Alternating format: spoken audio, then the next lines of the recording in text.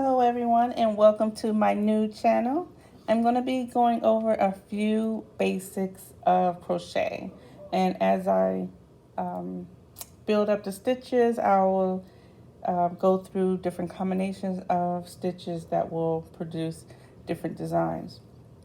But before we can do that, we have to go over the basics of crochet. And first I'm going to show how I actually put it on my hand to start crochet. So the first thing I do is this right here. I think of it as a sewing machine. So I think of this as the thread going through the sewing machine. And this right here, when you move it back and forth like this, it will adjust the tension going through your fingers. And then it's going to wrap around your first finger. And then you also can also regulate the tension of the thread. So, and then these two is just actually going to support the thread on the yarn as you crochet. So how I actually do it is I bring it around, bring it in front of your hand, bring it around, and then bring it around your first finger and have your second finger and your thumb hold it.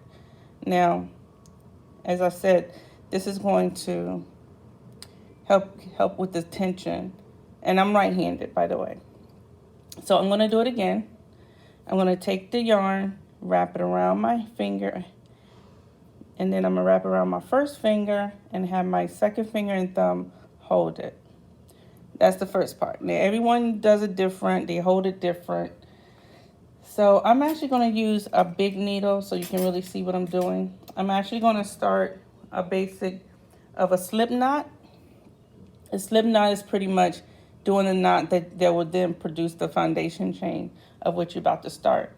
So the easiest way, some people, I don't know how to do it manually, but I can only do it with the needle. That's the only way I've learned, and I've never tried any other way. So if I do it right now, it might mess up and confuse you. So how to do a slip knot is you take your needle, you bring it underneath between your skin and the yarn, wrap it around towards you, grip it with your second finger and thumb, bring it back around, never letting go, grabbing, and then also taking the hook. So you always want to look at this. You want to take the hook and bring it around and hook it on and bring it through. Once you do that, you can let go, but still hold the yarn, pull it, and that is a slip knot. Then you can adjust it and tighten it. So I'm going to do that again. You're going to bring it around again, and your second finger and first finger, your second finger and your thumb will hold it. Take your needle, bring it in between the triangle, bring it around, grip it in between then what you want to do is once you grab it, let me show you something. So once you grab it, you want to bring it towards you, and then it's going to help connect it to the thumb and your second finger. Once you do that, you take the hook, you bring it back inside the triangle, loop it, bring it down, because once you bring it down like this, it's easier to go through. So if you go through like this, it's going to get caught up. So you want to bring it through like this. I messed up. So let me do this again. So we're going to bring it through, grip it, twist it, bring it back through, take the hook, face it down so it can go through the loop, and then tie it. So that's the slip knot. That will help you start your foundation of your chain. So to do a chain, you want to now hold the yarn and go back into the I call this the triangle. Go back into the triangle. Always pay attention where your hook is, because I've taught some people and they was kind of confused until I showed them to pay attention to the hook. So, because if you do it this way, it's not going to go through as easy. But if you notice you go this way, it slides right through. Because it's right here. That's the reason why these hooks are very smooth. So To do a chain, you want to go into the triangle, face the needle up so it can grip the yarn, then turn it down and then go through. You did your first chain. So we're going to do it again. Going to go back into the triangle. The hook is facing up. Then once you get it, you want to start going away from your first finger, but also the hook is going to go down, face down, and then bring it through, and you have another chain. Don't have your chain too tight once you go through, because now as I'm doing this, I don't know if you realize, you probably can see that I'm actually doing this because this is actually controlling the tension of the yarn that's coming through. And as you do it yourself, you kind of can get the idea on how to understand the tension. Now, just real quick, and I'm gonna do this again. Now with the tension, when you have it on your finger, don't have it out here because it's going to fall off. You know, don't have it out here and then here and then this. It's not going to do anything.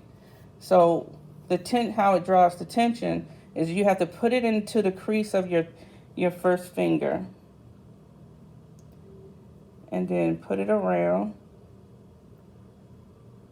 and then around again and hold it. So see how close it's right into my knuckle of my hand, and then also the crease. So always want to be aligned with the crease of the beginning of your finger. So we're going to do a chain again, so I'm going to get back to where I was. So I'm going to go back into the triangle with the hook up. Then I'm going to face it down. I'm sorry. I'm going to go towards me so it can grip. So my second finger and my thumb can grip it. Once it grips, you twist it towards you, go back into the triangle with the needle, with it facing up, and then once you grab that yarn, face it down so it can go in. That's how I do it. And that's the easiest way. So let me do it again. You want to go into the triangle, face the needle up, the hook up. Once you grab it, pull away from your first finger, hook down and go through. Okay, I'm gonna do that again a few times. Into the triangle with the hook up, grab it, go down and through. I'm gonna let you watch me do it a few times.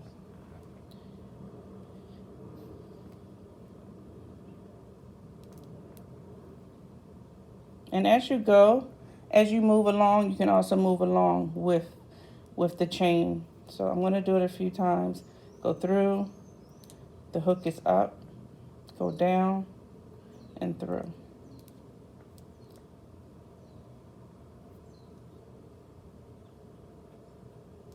You can always, slow it down or, pause it, rewind it and play it again. Of course.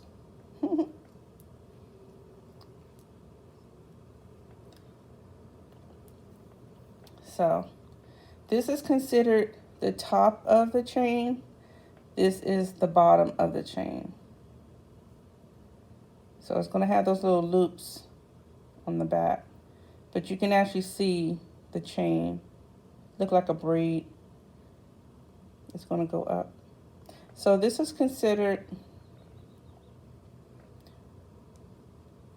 1, 2, 3, 4, 5, 6, 7, 8, 9, 10, 11 chains. So I'm going to actually do one more step and show you how to slip knot. Now to do a slip knot, you pretty much, sometimes you can just keep going back and forth to, do several rows. But if you want to do a circle and you want to join both ends, what you want to do is, from this point, it's very simple. You take it, you go into the first chain, into the hole of the chain.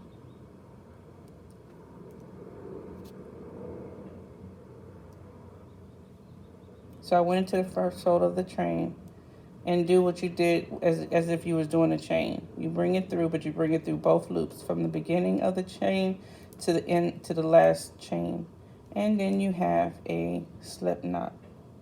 I'm sorry, a slip stitch. And also I'm just going to show something.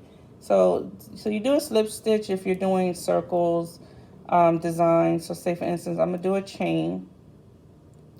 I'm going to say I'm going to do 2 chains, and then I'm going to go into the circle. And I'm going to show you eventually how to do this, but this is a half double crochet.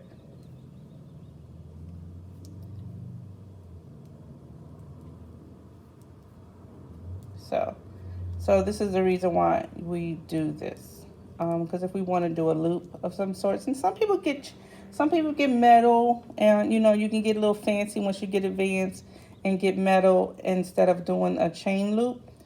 You can do get some metal rings, gold rings, and put your own designs twist to it. You can get real creative. So this is how you do this. I am actually going to go over, my next video is going to go over how to do a single crochet, half crochet, and a double crochet, and a treble crochet.